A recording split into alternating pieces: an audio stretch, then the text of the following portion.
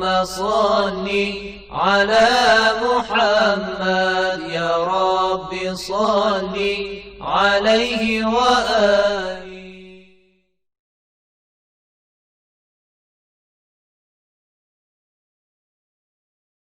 أعوذ بالله من الشيطان الرجيم. بسم الله الرحمن الرحيم. الحمد لله رب العالمين، والصلاة والسلام على رسول الأعظم محمد صلى الله عليه وآله وسلم وعلى أهل بيته طيبين الطاهرين وأصحابه المنتجبين. أقول لكم السلام عليكم ورحمة الله wabarakatuh. Para pemirsa dan pendengar yang dirahmati Allah Subhanahu wa taala, marilah senantiasa kita bersyukur atas segala nikmat yang Allah berikan kepada kita, nikmat iman, nikmat Islam, dan semoga kita tergolong orang-orang yang saleh, orang-orang yang bersyukur. Pada kesempatan yang lalu kita telah menyebutkan berbagai pandangan terkait dengan satu pertanyaan, yaitu apakah manusia memiliki ikhtiar atau tidak dalam kehidupannya. Ada 4 pandangan yang telah kita sebutkan, dan pada kesempatan yang baik ini kita ingin mengadakan satu analisa untuk setiap daripada pendapat-pendapat yang telah kita sebutkan pada kesempatan yang lalu. Ketika kita berbicara tentang ikhtiar manusia, kita akan dihubungkan dengan tauhid. Tauhid dalam perbuatan. Tauhid af'ali, di mana kita harus meyakini bahwa semua ciptaan yang kita lihat adalah hasil karya Allah Subhanahu wa taala. Dan ketika kita berbicara tentang ikhtiar manusia, kita pun dibenturkan dengan persoalan keadilan Allah Subhanahu wa taala. Makanya untuk bisa memberikan jawaban yang tepat dalam persoalan ini, kita akan mengalami kesulitan. Karena kalau kita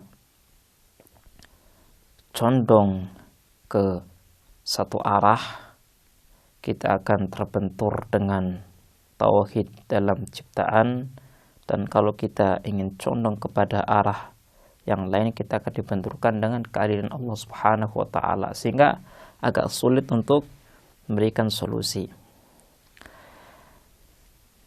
Kita awali analisa kita dengan memaparkan kritikan terhadap pendapat yang pertama dalam rangka menjawab tentang pertanyaan apakah manusia itu berikhtiar atau tidak.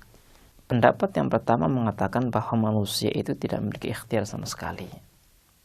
Artinya semua perbuatan, semua aktivitas yang dilakukan oleh manusia adalah aktivitas Allah, ciptaan Allah Subhanahu wa taala. Kalau seandainya pendapat ini kita terima, maka banyak persoalan yang kita harus jawab. Yang pertama adalah, kalau seandainya manusia tidak memiliki andil dalam dalam beraktivitas, maka kenapa Allah Subhanahu wa taala memerintahkan manusia untuk menunaikan sholat, menunaikan berbagai kewajiban? Yang namanya perintah itu harus ditujukan kepada objek yang memiliki kemampuan, yang bisa melakukan. Tapi kalau seandainya Allah Subhanahu wa taala sebagai zat yang memiliki hak atas manusia memberikan perintah kepada manusia untuk melakukan sesuatu, padahal manusia tidak bisa melakukannya, maka hal ini tidak sesuai dengan hikmah Allah Subhanahu wa taala. Kalau seandainya ada seseorang yang memberikan perintah kepada batu, wahai batu bacalah, wahai batu sholatlah, orang lain akan melihat bahwa orang yang memerintah batu ini adalah orang yang gila.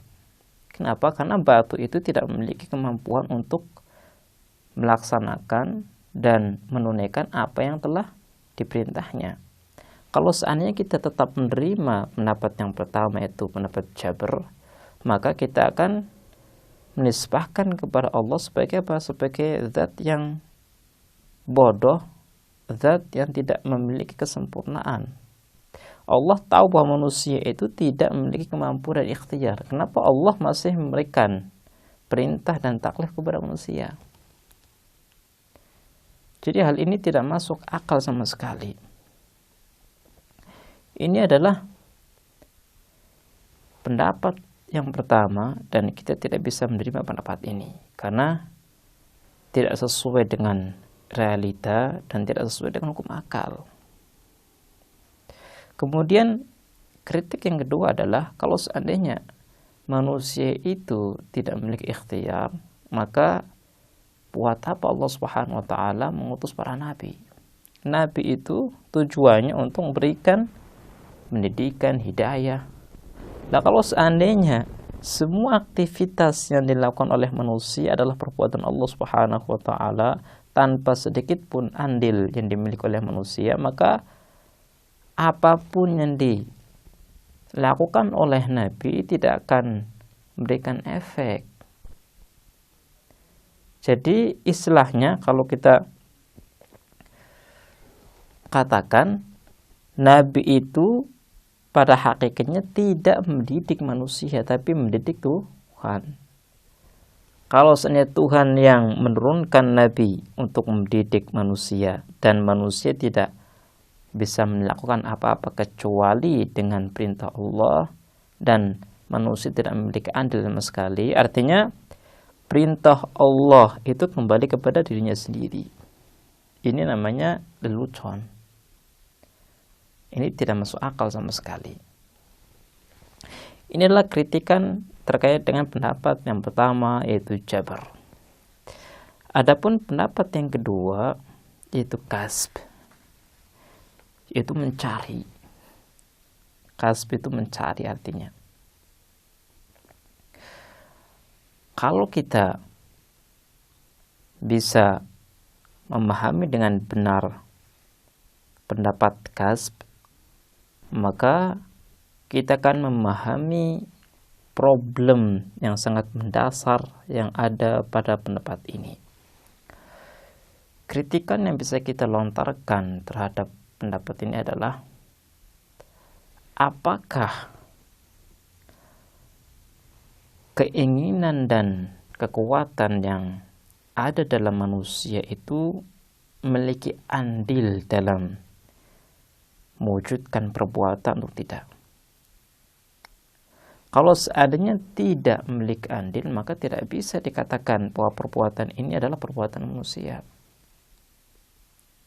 Makanya ketika kita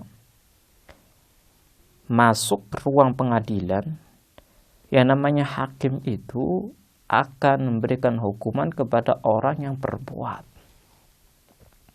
Orang yang tidak memiliki hubungan tidak akan dihukum oleh hakim. Bahkan mustahil akan dipanggil ke tempat pengadilan. Kenapa? Karena tidak ada hubungan.